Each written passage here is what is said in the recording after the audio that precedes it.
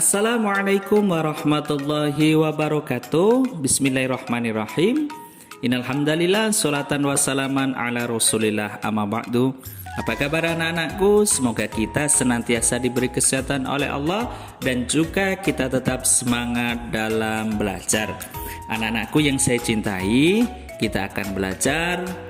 Materi kita ialah mata pelajaran tarikh, memasuki pelajaran yang ketujuh, yaitu bukti-bukti kerasulan Nabi Muhammad.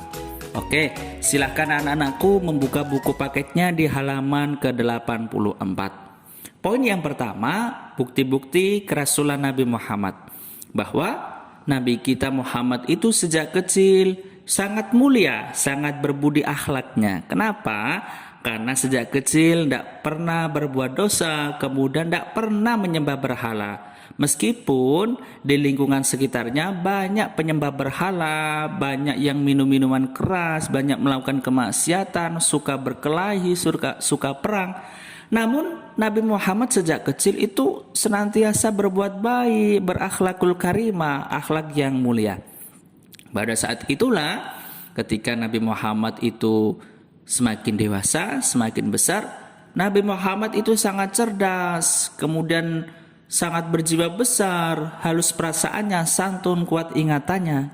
Maka di situ karena melihat situasi kondisi atau lingkungan yang banyak melakukan kemaksiatan, Nabi Muhammad akhirnya menyendiri atau tahanus di gua Hira atau gua Hira. Pada saat itu uzlah, menyepi sambil berpikir. Dan pada saat itulah Nabi Muhammad kedatangan malaikat Jibril untuk apa? Memberikan wahyu yang berasal dari Allah Subhanahu wa Ta'ala. Nah, kalau Nabi kita Muhammad setelah kedatangan malaikat Jibril itulah Nabi Muhammad sudah menjadi Rasul. Nah, ketika Nabi Muhammad menjadi Rasul, Nabi Muhammad itu punya mukjizat-mukjizat yang luar biasa, pemberian dari Allah Subhanahu wa Ta'ala. Apa mukjizatnya? Mukjizatnya itu banyak banget.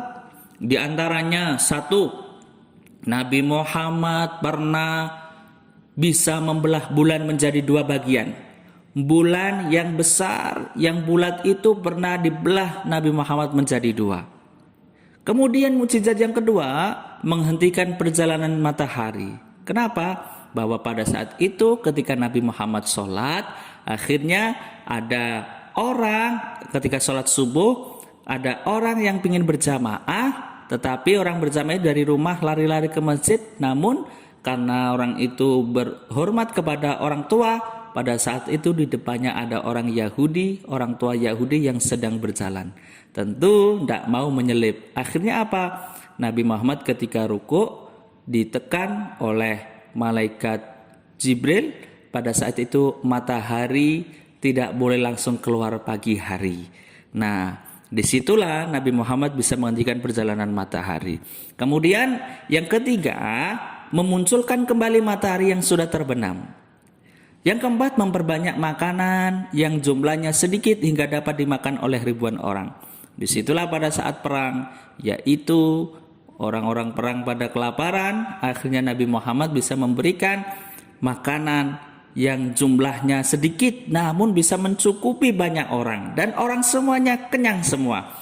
Kemudian perjalanan Isra Mi'raj ialah perjalanan di waktu malam dari Makkah ke Palestina, kemudian Palestina ke Sidratul Muntaha, bertemu Allah, langsung turun ke bumi hanya semalam. Luar biasa. Kemudian yang keenam, dapat menyembuhkan berbagai penyakit hanya dengan berdoa dan mengusap bagian yang sakit. Kemudian yang ketujuh, meramalkan dengan benar sesuatu yang akan terjadi.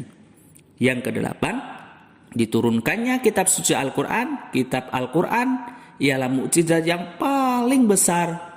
Sampai saat ini Al-Quran tidak bisa dihilangkan, bahkan dipalsukan.